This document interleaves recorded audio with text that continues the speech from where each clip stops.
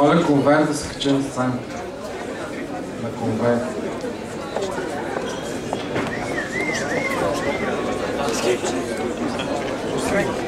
Може да.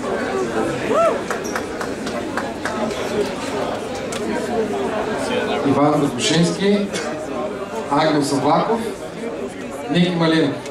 Конвейер България. Добър вечер на всички!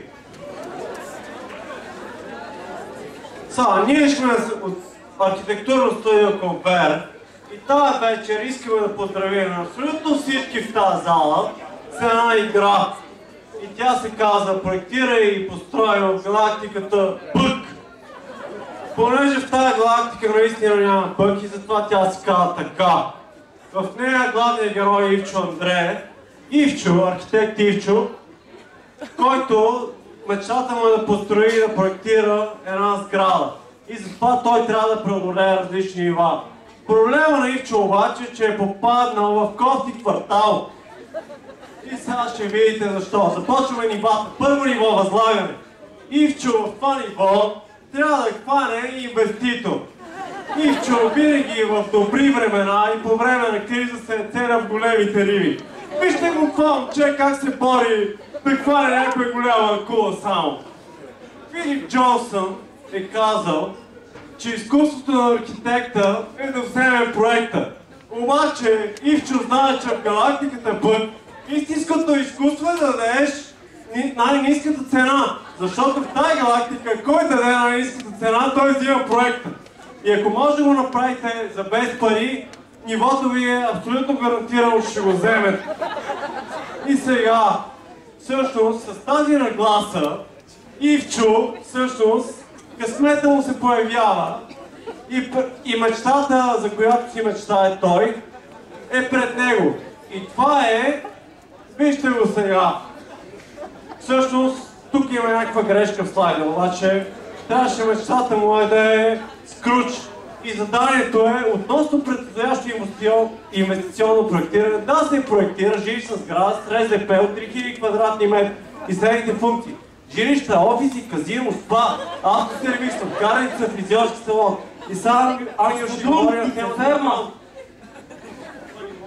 Ивчо трябва да синхронизира мислите си с тези на Скруч, а това никак не е лесно. Ивчо има праволинейно мислене, докато Скруч мислите му са доста закръглени и комплексни. Духовия лост пък си мисли само за ядене и пиене. В ниво проектиране Ивчо впряга уменията си на професионалист и започва да работи на пълни обороти. Копира от всевъзможни източници и шпионира колеги. Спи в седнало положение или пък се адаптира към изискванията на инвеститора. И така към ниво презентация. Ивчо презентира проекта пред разсеяният инвеститор, което никак не е лесно. Но независимо дали Ивчо или пък вие попаднете в това ниво, успява да заинтригува инвеститора. Единственият изход от това ниво е ниво преработка.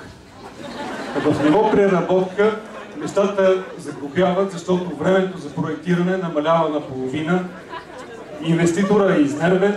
Ивчо трябва да пренастрои дневния си режим и да бачка по 24 часа. Инженерите чакат подложки и Ивчо се готви за следващото ниво, което е съгласуване със специалност. От време на време Клуб Биолоз го съветва с... Работа файда няма! Бе, колега! Ивчо се готви за ниво съгласуване с специалности и за което впряга умението си да бъде лидер в тежки ситуации. В тази напрегната ситуация той използва един от силните си жокери, който е инструмента Хилти. Комплетна в мрежата на причини и следствия. В следващото ниво ще продължи младият джедай Никола Малинов. Това е най-сложното ниво в играта. За да го мине, архитект Ивчо трябва да се бие с жестоката гадина Дага. Дага, както може да видите, властва в царство, където закон за устройство на територията няма предел. Той прави нещата възможни и невъзможни. Разбира се, и вие да играете играта, не ви със сигурност и при вас ще се случи така, че да участвате в преработката. Както може да видите в кардиограмата му, Ивчо е доста спокоен. Приятелите също доста го подкрепят. Да. Аре, Ивчо, не се пред... В това ниво 8, Ивчо се опитва да вземе хонорара си. Ивчо ще трябва да се пребори отново с Чичо Скруч. Както виждате, обаче той здраво е стъпил върху пачката и съвсем не сме да си я пусне. В следващото ниво 9, Ивчо ще му се наложи да излезе от черупката на офиса си, за да се сблъска с тъмната страна на строителните процеси и герои. Както виждате, Холмър, той е нашия строител-изпълнител. Тук той трябваше да намери обекта си сред гората от кранове, но му нямаше името на билборда, съжалявам.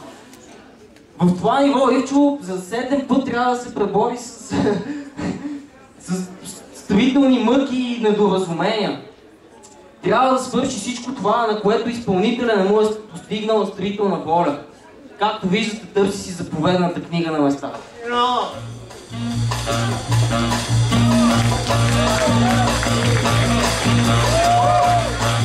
Усмихнат държи акт 16. Това е реализацията, но се съмняваме, че това е реализацията на мечтите му. Ако вие изигравате нещата по-добре, може нещата да се получат, иначе играта има безброй пъти. И в крайна сметка Ивчо си е получил хонорар, само че 60% от него. Останалите 40% са му обещани след кризата и с тях той ще си погасява борчове.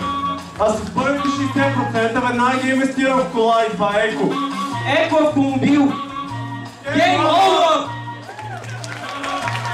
Абе, Ивчо, къде си? Да се полиш! Ивчо! Архитектът,